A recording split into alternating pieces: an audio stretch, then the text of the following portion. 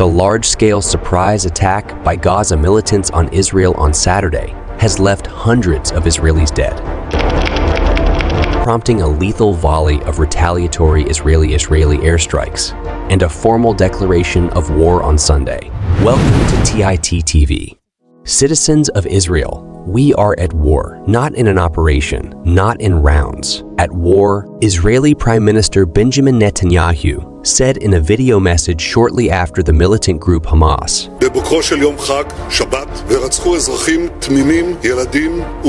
which controls the coastal enclave of Gaza, fired a barrage of rockets and sent gunmen into Israel in a multi-pronged and unprecedented attack in the long-running conflict. If you haven't subscribed to our channel yet, please subscribe to our channel now. Over 1,000 people have died so far, with more than 700 Israelis killed under the Hamas assault and more than 400 Palestinians dead, as Israel pounds Gaza with airstrikes. Still unknown are the fates of at least 100 hostages, including Israeli soldiers, that Hamas says it captured. Here's what we know so far. Around 6:30 a.m., local time on Saturday, when many Israelis were likely to have been asleep, sirens were heard as far as the Tel Aviv area as rockets flew over Israel. Militants from Gaza then entered Israel by land, sea, and air, with some using paragliders, the IDF said. The IDF said around 2,200 rockets were fired at Israel. Hamas put the figure at 5,000.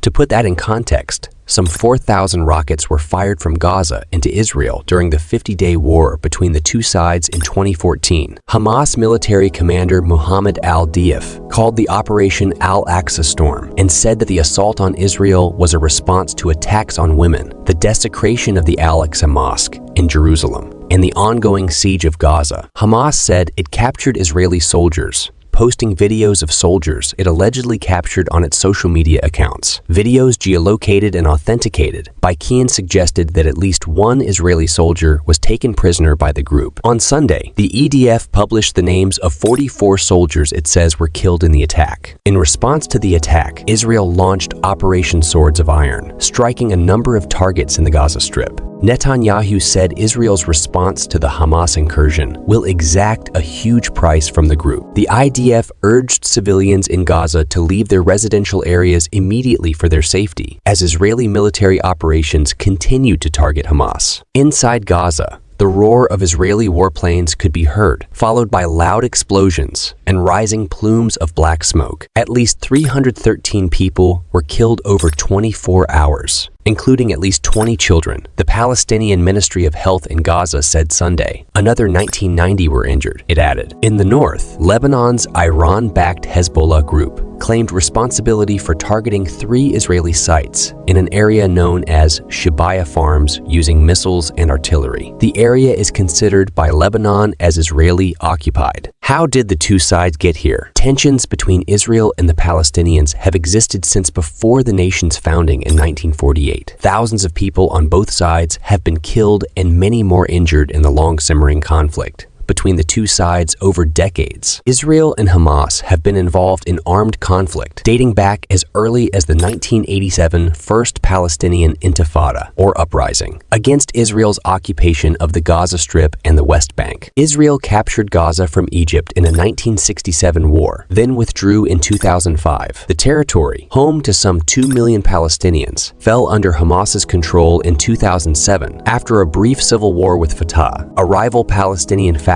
that is the backbone of the Palestinian faction that is the backbone of the Palestinian Authority. Before Saturday's operation, the last war between Hamas and Israel was in 2021, which lasted for 11 days and killed at least 250 people in Gaza and 13 in Israel. Saturday's assault occurred on the 50th anniversary of the 1973 war, when Israel's Arab neighbors launched a surprise attack on Israel on Yom Kippur, the holiest day in the Jewish calendar, on October 6, 1973. Hamas has over the years claimed many attacks on Israel and has been designated as a terrorist organization by the United States, the European Union, and Israel. Israel accuses its archenemy Iran of backing Hamas. Western states condemned the Hamas attack and pledged support for Israel, while Arab states, including those that have recognized Israel, called for calm. United States President Joe Biden spoke to Israeli Prime Minister Benjamin Netanyahu on Saturday and said that Washington unequivocally condemns this appalling assault against Israel by Hamas terrorists from Gaza. I made clear to Prime Minister Netanyahu that we stand ready to offer all appropriate means of support to the government and people of Israel, he said. Saudi Arabia, which is holding talks with the U.S. to potentially normalize relations with Israel, said it is following closely the unprecedented situation and called on both sides to immediately stop the escalation, according to a statement by the Saudi Foreign Ministry on X. Israel's adversaries welcomed the attack. Major General Rahim Safavi, an advisor to Iran's supreme leader Ayatollah Ali Khamenei, said, "We congratulate the Palestinian fighters and will stand by their side until the liberation of Palestine and Holy Jerusalem." State-run ISNA said. Hezbollah praised the assaults and said it is in contact with Palestinian militant groups at home and abroad, its Al-Manar channel said. The IDF is now focusing on taking control of the Gaza Strip. The significant thing that preoccupies us right now is the stabilization of control in the Gaza Strip, Hecht told a briefing Sunday. We have targets for the next 12 hours to end the Gaza enclave, to control the entire enclave and kill all the terrorists in our territory, he said, adding that the EDF will try to evict certain communities in areas of Gaza. Israel's Minister of Defense, Yoav Gallant, has expanded the country's special security situation to the entirety of Israel's territory. This enables the IDF to provide security instructions to civilians and to close public sites as needed for security, the minister's office said. A special security situation area within an 80-kilometer, or TD8, mile radius of the Gaza Strip had been established earlier on Saturday. Hecht said the IDF plans to put several potential next steps before the Israeli cabinet, which is meeting Sunday. The government is likely to take a decision on Sunday or Monday, he said. Senior Hamas member Saleh al-Aruri told Al Jazeera Arabic Saturday that Hamas is ready for all options, including a war and an escalation on all levels. We are ready for the worst-case scenario, including a ground invasion, which will be the best for us to decide the ending of this battle, Al-Aruri said. I hope you guys enjoy this video. To please make sure like and subscribe my channel so you never miss any video from TIT TV.